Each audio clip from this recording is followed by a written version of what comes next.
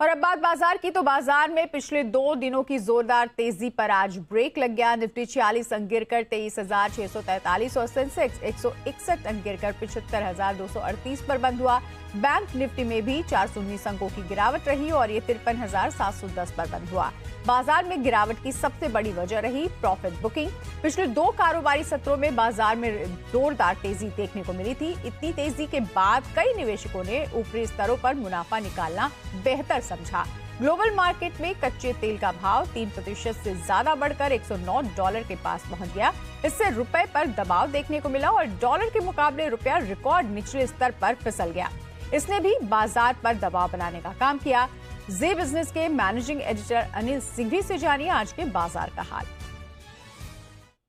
बाजारों की 2 दिनों की तेजी पर लगा आज ब्रेक। उतार चढ़ाव के बीच निफ्टी 45 अंक नीचे बंद होता दिखा तो बैंक निफ्टी में रहा नुकसान करीबन पौने 200 अंकों का।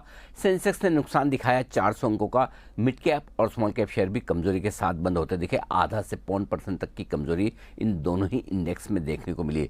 आज का सेशन बड़ा इंटरेस्टिंग था।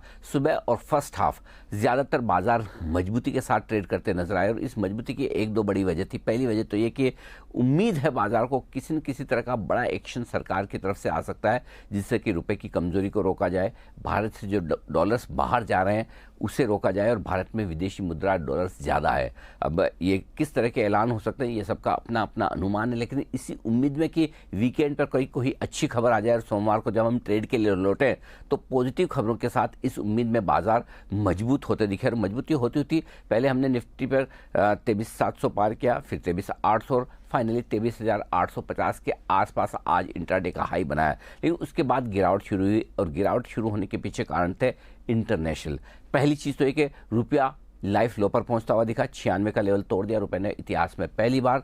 दूसरा, कच्चा तेल बढ़ते बढ़ते $109-110 के करीब। और तीसरा, डाउ फ्यूचर्स 400 पॉइंट और नैस्डैक फ्यूचर्स 500 पॉइंट नीचे ट्रेड करते दिख रहे थे। एशियाई बाजारों में और यूरोप के बाजारों में तेज गिरावट का माहौल बनता दिखा। इसकी वजह ये कि ट्रंप की चीन यात्रा से कोई खास बड़े डेवलपमेंट आते नजर नहीं आया, इससे ग्लोबल मार्केट्स हो गए नर्वस और इसी वजह से भारतीय बाजार भी ऊपर टिक नहीं पाए और गिरते गिरते दिन के निचले स्तरों के आसपास बंद होते दिखे हम आज निफ्टी, बैंक निफ्टी और मिड कैप स्मॉल कैप शेयरों में। इनफैक्ट मिड कैप और स्मॉल कैप शेयर तो सुबह से ही थोड़े सुस्त ही ट्रेड कर रहे थे, तेजी में ज़्यादा पार्टिसिपेट किया नहीं और जब दिग्गजों में कमजोरी बढ़ती दिखी तो यहाँ पर भी थोड़ा नुकसान और बढ़ते दिखा। लेकिन एक कॉशियस ट्रेड था आज, न तेजी करने वालों में ज़्यादा कॉन्फिडेंस कि पता नहीं सोमवार को लौटे कोई अगर अच्छी खबर ना आए तो ये ग्लोबल मार्केट्स की वजह से गिर जाना पड़ेगा, और मंदी करने वालों का भी भरोसा कम था कि अगर मंदी करके जाएं और कुछ बढ़िया खबर आ जाए तो पता चला गैप से ऊपर होते दिख रहे हैं। और इन सबके बीच में कॉन्फिडेंस हिलाने वाला काम कमोडिटी बाजार से भी हुआ।